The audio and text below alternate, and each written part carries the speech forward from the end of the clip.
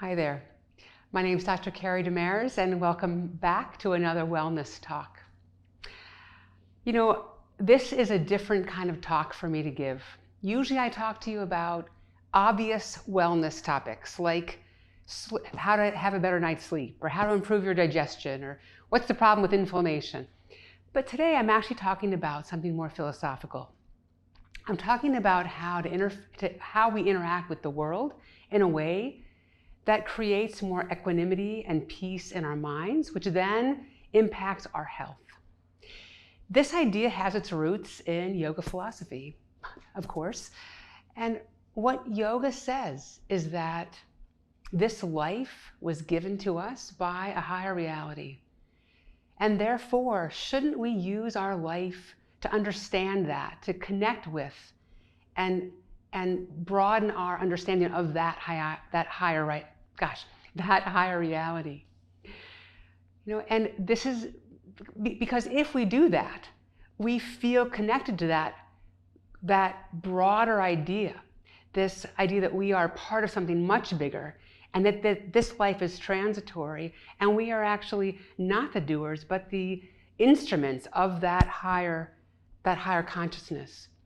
And with that understanding and that connection, we live our life with equanimity and peace and calmness and joy.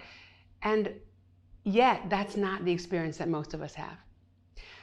Most of us experience this life as very real and finite and transactional, and we get caught in our habits of action, of survival, of success, of preparing for something and then succeeding or failing or winning or losing or making money or not. And we get caught up in life as this sort of stressful process of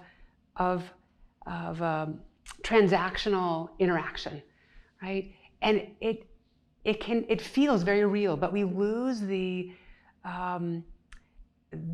truth, which is that it's transitory. This life is a very small part of human experience, that we come from a place and we go to some other place after we die.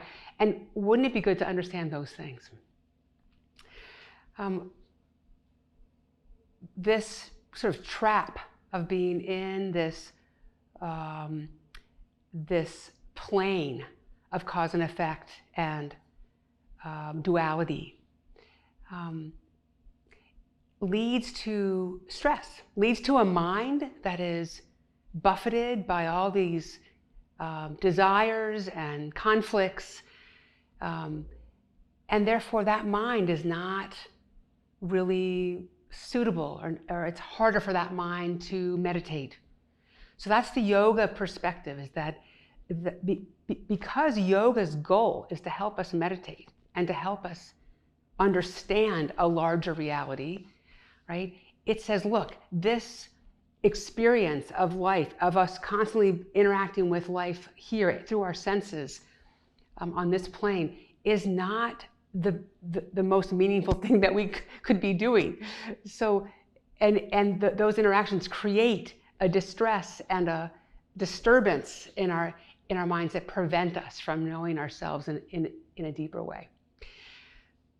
So therefore, yoga offers us lots of options. So I am actually leading to this idea that in Pandit Rajmani's book, Bishoka Meditation, he talks about this idea in the chapter on laying the foundation. And he talks about the yuktas. And the yuktas are 5 different strategies to know ourselves better and to lay the foundation for a sound meditation, right? For a good meditation. And the other 4 of them are actually quite practical, quite like tangible, like get enough sleep and eat good food and move your body around and start your day out right. But this is the one that's more philosophical, more the big picture of what your yoga practice is really about. That why we breathe and stretch and relax, practice our pranayama practices and our meditation practices, is so that we cultivate this connection to something higher, so that our life feels supported by that there's less stress in our life when we feel like our life is guided and supported and empowered by our connecting to something bigger. So how does that relate to stress? And to health, right? To health. Our physical health and our mental health is so impacted, enormously impacted by our experience of stress. It isn't just me talking. This is mounds of data out there in the scientific world that says when we're in a stress state, we increase our adrenaline, we increase our cortisol levels, and those high levels of those stress hormones push us toward all kinds of chronic disease states, from high blood pressure to coronary disease to diabetes to osteoporosis to neurodegenerative diseases and dementia to autoimmune diseases and inflammation, that all those things that are so prevalent in our modern life are really driven by our experience up here of stress, that our interpretation of what's happening to us in life is stressful, is threatening to us. And so when I talk to my patients about their stress, and I always do because it's such a pivotal thing to their well-being and their long-term health, of course I give them advice about how they live and how they eat and how they manage their stress. I'll give them breathing techniques or tell them to take a yoga class, right? We know these things are immediately soothing to our nervous systems, that when we breathe deep and slow and even, we shift our nervous system from fight or flight to a more relaxed state. And that's great. That's so good. It's important. And the bigger overarching quest or need is for us to also shift our mindset, how we see the world, how we interface with that world is maybe even more important than me laying down in crocodile every day to do my breathing.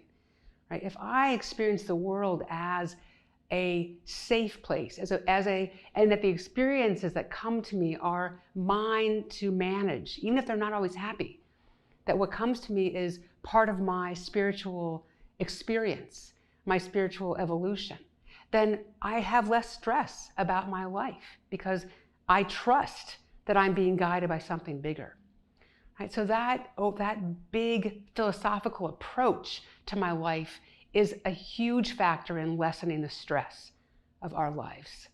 So therefore, I encourage all my patients to develop a inner practice, however that looks for you. Yes, do the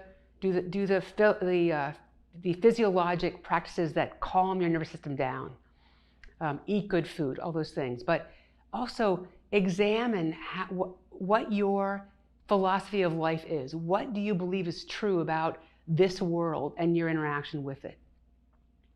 And to the best of your ability, to our ability, we develop practices. We develop spiritual or meditative practices that help us feel the truth of what's happening. Not just believe, not just what's it called, blind faith. It's not that. It's really we do the practices. And this is what yoga says. If you do the practice, you have the experience of being part of something bigger, of feeling the connection with something bigger. It's not a belief, it's an experience. And that experience is the ground for absolute confidence as you walk into your life, that what's coming to you is yours to grow through. All right.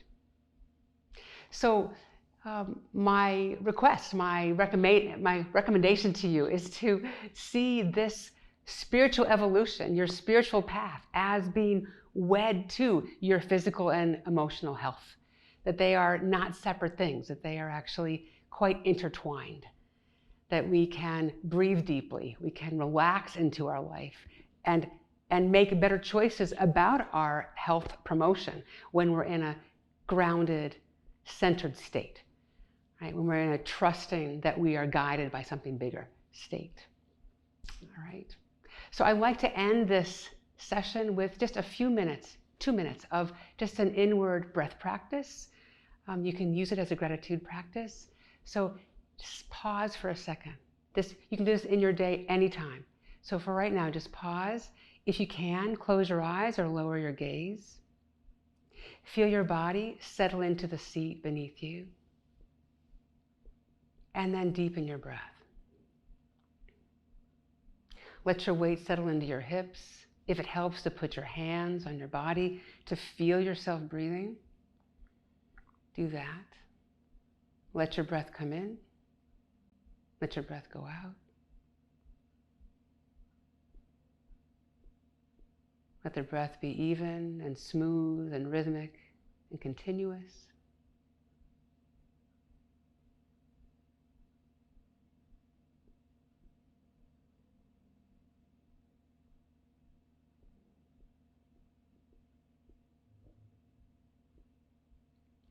Continue just for another few minutes, a few seconds actually, to just feel your breath, feel your body relaxed, and keep your mind focused on the belly rising and falling. That's all. Let it be simple.